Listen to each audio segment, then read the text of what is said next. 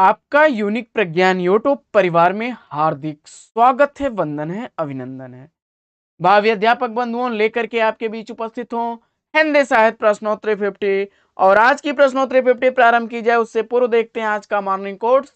आज का morning quotes है कि आप जो कर रहे हैं वही आपके भविष्य का निर्माण करेगा। जी हाँ दोस्तों, जैसी करनी वैसी भरनी, और आज नहीं तो निश्चय कल। आप इससे भली भांति परिचित होंगे। तो अगर आपका अध्ययन आज बेहतर होगा तो आने वाला कल अच्छे परिणाम के साथ होगा। तो इसी मॉर्निंग कोर्स के साथ प्रारंभ करेंगे हम लोग हिंदी साहित्य प्रश्नोत्तरी 50। और आज की प्रश्नोत्तरी 50 का पहला प्रश्न आप तक पहुंचे उससे पूर्व अगर वीडियो को पहली बार देख रहे हैं तो चैनल पर नए हैं तो कृपया चैनल को सब्सक्राइब कर लें और बगल में बने हुए बेल आइकन से ऑल बटन को प्रेस करें जिससे कि आने वाले नए वीडियो का नोटिफिकेशन आपको सबसे पहले मिल सके। तो बिना समय गवाए प्रारंभ करेंगे पाठचर्या को और देखेंगे पाठचर्या में आज का पहला प्रश्न। कबीर के उपरांत हर विध्वंसकारी और जन विरोधी शक्ति को सर्वाधिक खुली चुनौती देने वाले साहित्यकार कौन हैं? तो जवाब हो जाएगा बाबा नागार्जुन। अगला प्रश्न है भाषा और संस्कृत, भाषा और समाज आलोचना ग्रंथों के लेखक कौन हैं? तो भाषा और संस्कृत और भाषा और समाज दोनों ही आलोचनात्मक ग्रंथ रामविलास शर्मा जी द्वारा लिखे गए हैं, जिसमें भाषा और संस्कृत 1954 ईस्वी की प्रकाशित कृति है और 1961 ईस्वी की प्रकाशित कृति है भाषा और समाज रामविलास शर्मा जी द्वारा लिखी गई है। अगला प्रश्न है कि अमोला रचना की भाषा क्या है? अमोला रचना अवधी भाषा में लिखी गई रचना है जिसमें लगभग 2700 वर्ग छंद हैं। त्रिलोचन शास्त्री की यह रचना है। अगला प्रश्न है उन्मादिनी सीधे सीधे चित्र कृतियों के रचनाकार कौन है? तो दोनों ही कृतियां सुभद्रा कुमारी चौहान की रचनाएं हैं, जिसमें उन्मादिनी का प्रकाशन काल 1934 ईस्वी और सीधे सीधे चित्र 1947 ईस्वी की। अगला प्रश्न है कि द्वंद्व गीत और सामधेनी कृतियों के रचनाकार कौन है? तो द्वंद्व गीत और सामधेनी दोनों ही कृतियां क्रमशः रामधारी सिंह दिनकर जी की हैं और द्वंद्व गीत का प्रकाशन काल है 1940 ईस्वी, सामधेनी का 1947 ईस्वी। अगला प्रश्न रश्मि रेखा अपलक काव्य कृतियों के रचनाकार कौन है? तो रश्मि रेखा और अपलक काव्य कृतियां 1951 ईस्वी और 1952 ईस्वी की प्रकाशित कृतियां हैं आपके बालकृष्ण शर्मा नवीन जी की। तो बालकृष्ण शर्मा नवीन इसका सही विकल्प हो जाए।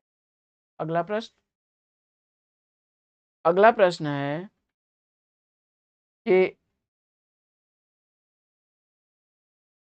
यमलोक यात्रा निबंध के लेखक कौन है? तो यमलोक यात्रा निबंध लिखा गया है राधाचरण गोस्वामी द्वारा। अगला प्रश्न है बेकन के निबंधों का बेकन विचार रत्नावली नाम से बेकन विचार रत्नावली नाम से किसने रचना की है? तो जवाब हो जाएगा महावीर प्रसाद द्विवेदी जी ने। अगला प्रश्न है प्रिया नीलकंठी रस आखेटक आगम की नाव निबंधों के लेखक कौन है? तो तीनों ही निबंध कुबेरनाथ राय द्वारा लिखे गए निबंध हैं, जो क्रमशः प्रिया नीलकंठी 1959 ईस्वी, रस आखेटक 1970 ईस्वी और आगम की नाव 2008 ईस्वी के प्रकाशित निबंध हैं। अगला प्रश्न है मोहन राकेश द्वारा रचित किस नाटक को सन 1959 ईस्वी में सर्वश्रेष्ठ नाटक के लिए संगीत नाटक अकादमी पुरस्कार से सम्मानित किया गया? तो जवाब हो जाएगा आषाढ़ का एक दिन। अगला प्रश्न अजात शत्रु और कामना नाटकों का प्रकाशन काल क्या है? अजात शत्रु और कामना दोनों ही नाटक जयशंकर प्रसाद द्वारा लिखे गए नाटक हैं। अजात शत्रु 1922 ईस्वी का, कामना 1927 ईस्वी का प्रकाशित नाटक है। अगला प्रश्न पांचवें पैगंबर चूसा नाटक के लेखक कौन है? तो पांचवें पैगंबर चूसा नाटक भारतेंदु हरिश्चंद्र जी द्वारा लिखा काल्पनिक नाटक है। अगला प्रश्न रणधीर प्रेम मोहिनी और संयोगता स्वयंवर नाटकों के नाटककार कौन है? तो रणधीर प्रेम मोहिनी और संयोगिता स्वयंवर नाटक लिखा गया है लाला श्रीनिवास दास द्वारा, जिसमें रणधीर प्रेम मोहिनी 1878 ईस्वी और संयोगिता स्वयंवर 1885 ईस्वी का प्रकाशित नाटक है। अगला प्रश्न, चरणदास चोर, आगरा बाजार किसकी नाट्य कृतियां हैं? तो हबीब तनवीर की दोनों ही नाट्य कृतियां हैं। 1975 ईस्वी चरणदास चोर का और आगरा बाजार का 1954 ईस्वी प्रकाशन काल है। अगला प्रश्न, दूसरा ताजमहल, पत्थर की गली कहानी संग्रह के लेखिका कौन है? तो दोनों ही कहानियां नासिरा शर्मा द्वारा लिखी गई कहानियां हैं, जिसमें दूसरा ताजमहल 2002 ईस्वी की प्रकाशित रचना और पत्थर की गली 1986 ईस्वी की प्रकाशित रचना है। अगला प्रश्न, आत्महत्या के पहले, सफेद कौवा, अंतिम बयान कहानियों के रचनाकार कौन है? तो जवाब हो जाएगा आत्महत्या के पहले, सफेद कौवा और अंतिम बयान मंजुल भगत की कहानियां हैं, जिसमें आत्महत्या के पहले 1979 ईस्वी, सफेद कौवा 1986 ईस्वी और अंतिम बयान 2001 ईस्वी की प्रकाशित कहानियां हैं। अगला प्रश्न है कि हिंदी आलोचना का दूसरा पाठ कथा प्रसंग यथा प्रसंग आलोचना ग्रंथों के रचनाकार कौन हैं? तो दोनों ही ग्रंथ निर्मला जैन द्वारा लिखे गए हैं। हिंदी आलोचना का दूसरा पाठ 2013 ईस्वी और कथा प्रसंग यथा प्रसंग 2000 ईस्वी की प्रकाशित रचना है। अगला प्रश्न, यह पथबंधु था, प्रथम फाल्गुन उपन्यासों के उपन्यासकार कौन हैं? तो जवाब हो जाएगा यह पथबंधु था और प्रथम फाल्गुन दोनों ही उपन्यास नरेश मेहता द्वारा लिखे गए उपन्यास हैं, जिसमें यह पथबंधु था 1962 ईस्वी और प्रथम फाल्गुन 1968 ईस्वी के प्रकाशित उपन्यास हैं। अगला प्रश्न, मैला आंचल एवं परती परिकथा, इन दोनों ही कृतियों का प्रकाशन वर्ष क्या है? तो जवाब हो जाएगा फणीश्वर नाथ रेणु द्वारा लिखे गए उपन्यास। यह आंचलिक उपन्यास हैं, जिसमें मैला आंचल 1954 ईस्वी और परती परिकथा 1957 ईस्वी की रचना है। अगला प्रश्न है कि रात का रिपोर्टर, अंतिम निर्णय, एक चीथड़ा सुख उपन्यासों के उपन्यासकार कौन हैं? तो जवाब हो जाएगा रात का रिपोर्टर 1989 ईस्वी, अंतिम निर्णय 2000 ईस्वी और एक चीथड़ा सुख 1979 ईस्वी के प्रकाशित उपन्यास हैं, जिसके रचनाकार निर्मल वर्मा हैं। अगला प्रश्न है कि विधा की दृष्टि से अस्ति भवति क्या है? विधा की दृष्टि से अस्ति भवति विश्वनाथ प्रसाद तिवारी द्वारा लिखी गई आत्मकथा है, जिसका प्रकाशन काल 2014 ईस्वी है। अगला प्रश्न है कि अपनी धरती और अपने लोग किस विधा की रचना है? अपनी धरती अपने लोग आत्मकथा विधा की रचना है। रामविलास शर्मा इसके लेखक हैं और 1996 ईस्वी इसका प्रकाशन काल है, जो कि 3 खंडों में विभक्त है। अगला प्रश्न, गोदान उपन्यास में गांधी व मार्क्सवाद को जैसे प्रेमचंद्र ने फेंट कर मिलाया हो, यह कथन किस आलोचक का है? तो जवाब हो जाएगा रामस्वरूप चतुर्वेदी जी ने कहा है कि गोदान उपन्यास में गांधी व मार्क्सवादी दोनों ही विचारधाराओं को प्रेमचंद जी ने फेंट करके मिला दिया है। अगला प्रश्न है कि गिरती दीवारें उपन्यास के रचनाकार कौन है? गिरती दीवारें उपन्यास उपेंद्र नाथ हस्क द्वारा लिखा गया उपन्यास है, जो 1947 ईस्वी का प्रकाशित उपन्यास। अगला प्रश्न है बलचनमा उपन्यास के उपन्यासकार कौन है?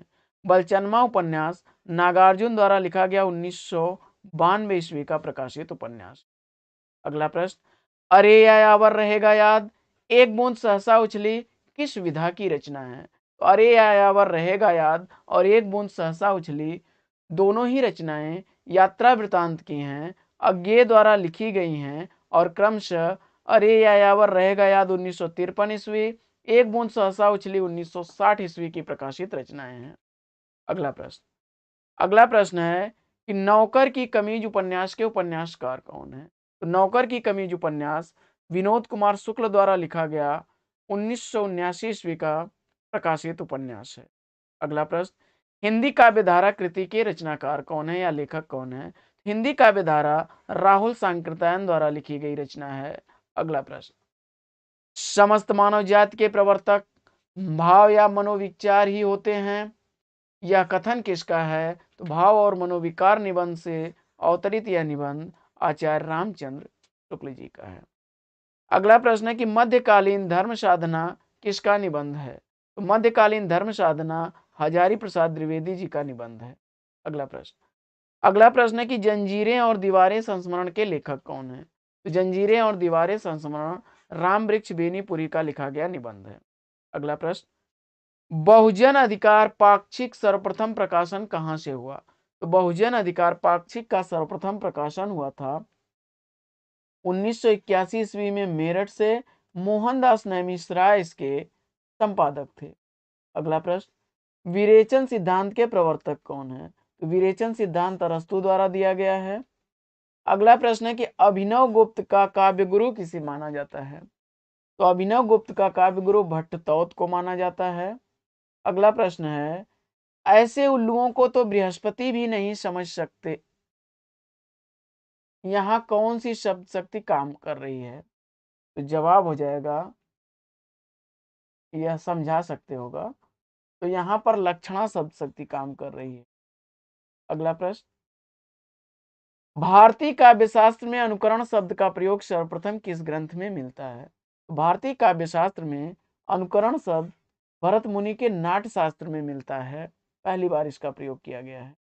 अगला प्रश्न, अज्ञेय की रोज कहानी किस अन्य नाम से जानी जाती है?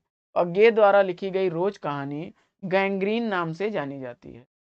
अगला प्रश्न, हिंदी साहित्य में नाटकों का जन्मदाता किसे माना जाता है? तो हिंदी साहित्य में नाटकों का जन्मदाता भारतेंदु हरिश्चंद्र को माना जाता है। अगला प्रश्न, द्रौपदी नाटक का प्रकाशन काल क्या है? तो द्रौपदी नाटक का प्रकाशन काल है 1972 ईस्वी, सुरेंद्र वर्मा का यह नाटक है। अगला प्रश्न, लड़ाई नाटक के नाटककार कौन है? तो लड़ाई नाटक के नाटककार हैं सर्वेश्वर दयाल सक्सेना। अगला प्रश्न है कि कोर्ट मार्शल नाटक का प्रकाशन वर्ष क्या है? कोर्ट मार्शल नाटक स्वदेश दीपक द्वारा लिखा गया नाटक है और 1991 ईस्वी इसका प्रकाशन काल है। अगला प्रश्न, मछली घर नामक काव्य संग्रह के संपादक कौन है? मछली घर काव्य संग्रह विजय देव नारायण शाही द्वारा संपादित है। अगला प्रश्न है कि नई कविता पत्रिका का प्रकाशन कब आरंभ हुआ? तो नई कविता पत्रिका का प्रकाशन 1954 ईस्वी में आरंभ हुआ, जगदीश चंद्र गुप्त इसके संपादक थे। अगला प्रश्न, हरिप्रसन्न जैनेन्द्र के किस उपन्यास का पात्र है? तो हरिप्रसन्न जैनेन्द्र द्वारा लिखे गए सुनीता उपन्यास का पात्र है। अगला प्रश्न है कि कालिदास और मल्लिका मोहन राकेश के किस नाटक के पात्र हैं? तो कालिदास और मल्लिका मोहन राकेश के आषाढ़ का एक दिन नाटक के पात्र हैं। अगला प्रश्न, नरेंद्र कोहली ने अपनी किस रचना में राम कथा को नए संदर्भ में प्रस्तुत किया है? तो नरेंद्र कोहली ने अभ्युदय में राम कथा को नए ढंग से प्रस्तुत किया है। अगला प्रश्न, कविता का गांधी किस कवि का उपनाम है? कविता का गांधी भवानी प्रसाद मिश्र जी को कहा जाता है। अगला प्रश्न है कि पहेली फिल्म किस कहानी पर आधारित है? पहेली फिल्म विजयदान देथा की दुविधा कहानी पर आधारित है। अगला प्रश्न, क्षमा करें, 84 सिद्धों में, यहाँ यह एक हो गया है, 84 सिद्धों में किसका स्थान सबसे ऊंचा माना जाता है? तो 84 सिद्धों में, यह मिसप्रिंट हो गया है, सबसे ऊंचा स्थान माना जाता है लुइपा का। अगला प्रश्न है, अपने अपने राम उपन्यास के लेखक कौन है? तो अपने अपने राम उपन्यास लिखा गया है भगवान सिंह द्वारा 1992 ईस्वी इसका प्रकाशन काल है।